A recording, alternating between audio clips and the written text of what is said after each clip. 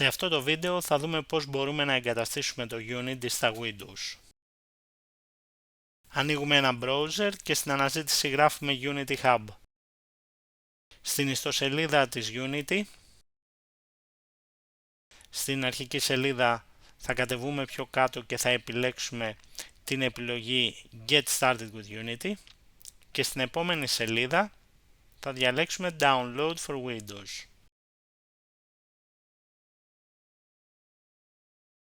Μόλις γίνει η λήψη του αρχείου, μπορούμε να το ανοίξουμε είτε μέσα από τον browser,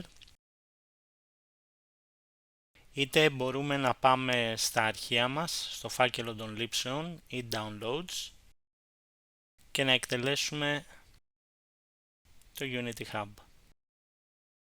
Στο παράθυρο που ανοίγει πατάμε Yes,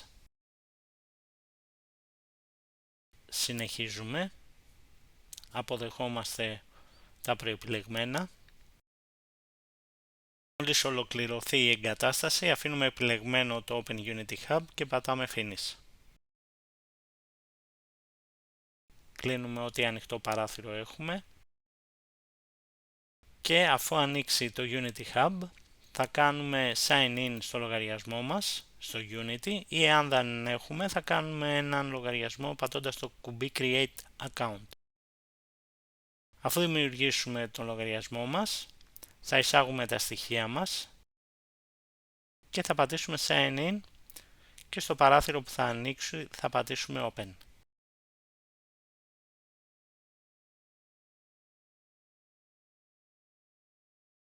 Πατάμε Got It στο παράθυρο και κάνουμε Skip Installation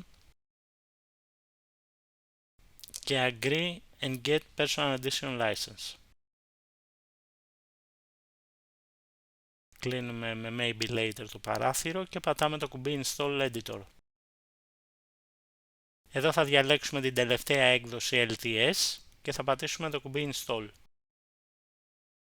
Από τη λίστα θα επιλέξουμε το Microsoft Visual Studio, τα Android Build Support και τίποτα άλλο, τα υπόλοιπα τα αφήνουμε ως έχουν και πατάμε το κουμπί Continue.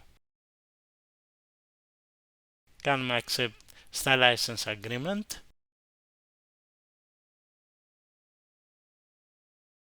και περιμένουμε αρκετή ωρίτσα μέχρι να κατεβάσει τον editor και να τον εγκαταστήσει.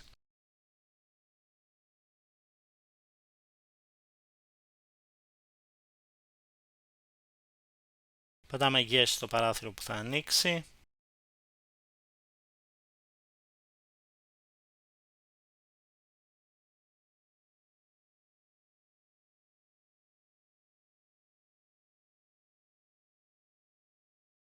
Και πατάμε συνέχεια στο παράθυρο εγκατάσταση του Visual Studio. Μόλις ολοκληρωθεί η εγκατάσταση του installer, θα πάμε στη λίστα με τις πρόσθετες δυνατότητες και θα διαλέξουμε την επιλογή για το Unity. Game Development with Unity. Πατάμε Install και ξεκινάει η εγκατάσταση του Visual Studio.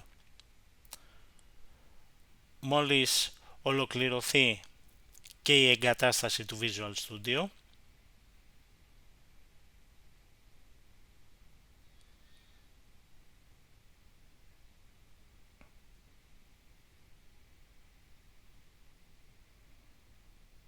ανοίγει το πρόγραμμα, κάνουμε Skip και Start Visual Studio